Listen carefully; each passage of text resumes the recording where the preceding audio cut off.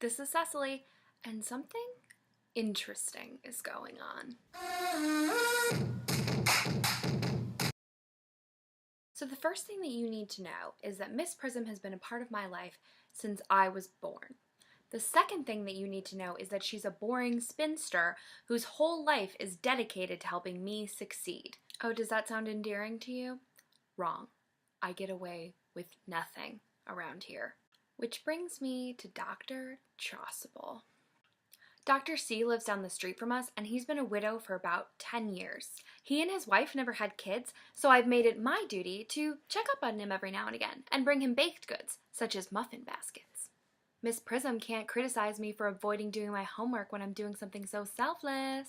I mean, obviously I'm doing it for Dr. C, but a basket of muffins can benefit more than just one person. Anyway, I've decided that Dr. C needs a new Mrs. C, and who better to be the new Mrs. C than Miss Prism? It's a win for everybody. Dr. C gets a new wife to take trips with, Miss Prism gets to land some hot doctor tail, and I will finally be left to my own devices. I know, I'm a humanitarian genius. This brings us to today's truly exciting development. Miss Prism and I were in the throes of doing German homework when Dr. C came over to return a basket that I'd lent him.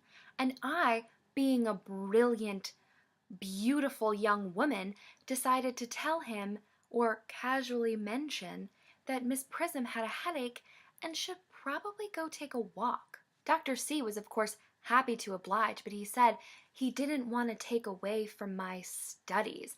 And when I said, trust me, there's nothing I'd like more than for you to take Miss Prism away, I mean, you guys are just never going to believe what he said next. He said, Miss Cecily, if Miss Prism were my tutor, I'd hang on her very lips.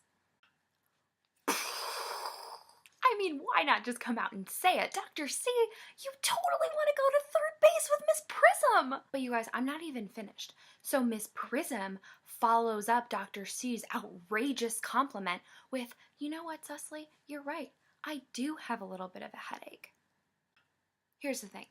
I made up that Miss Prism had a headache. I was lying, and she went along with it. Now they're off on a walk, probably leaning up against a tree to make out as we speak.